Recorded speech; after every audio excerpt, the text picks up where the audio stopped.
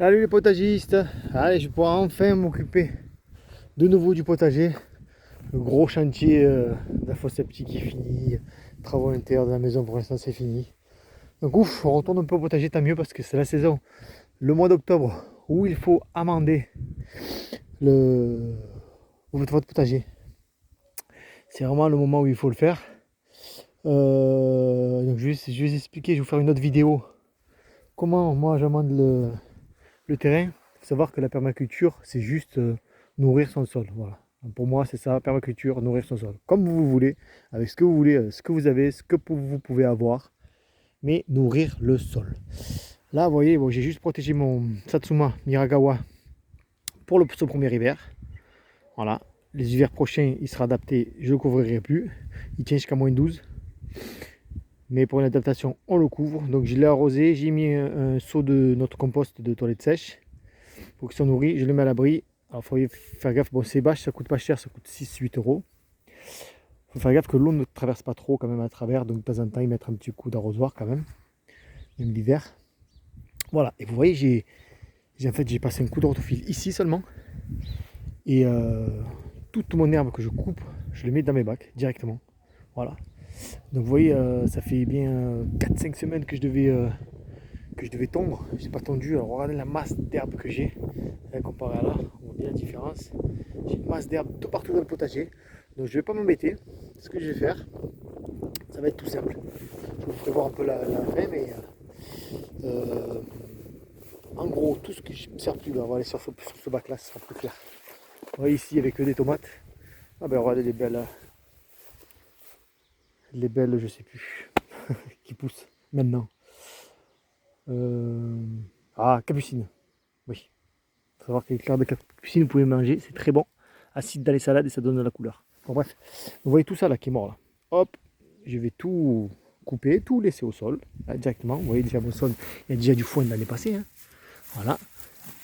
Par-dessus ça, je vais mettre... D'abord, je lève tout.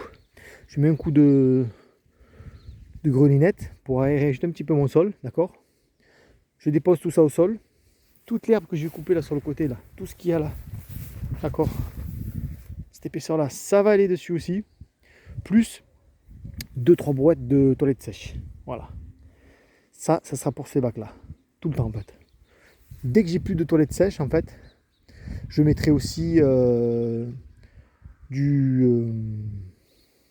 ça s'appelle, du fumier de cheval que je vais chercher à une écurie qui le donne. Donc il y a un gros tas à l'extérieur, on peut aller se servir, donc c'est très sympa de leur part. Donc toilette sèche, dès que j'ai plus de toilette sèche, fumier de cheval. Voilà. Ensuite aussi j'ai oublié de vous dire, donc je vais, comme je vous dis, je coupe l'herbe, je la laisse au sol, avant j'aère, d'accord. L'herbe que je coupe à côté, je la mets dessus aussi. Et je vais vous faire voir aussi, je vous ferai peut-être une vidéo juste pour faire voir l'état du copeau de bois maintenant. Vous voyez, souvenez-vous, j'avais rempli mes bacs de copeaux de bois, c'était plein.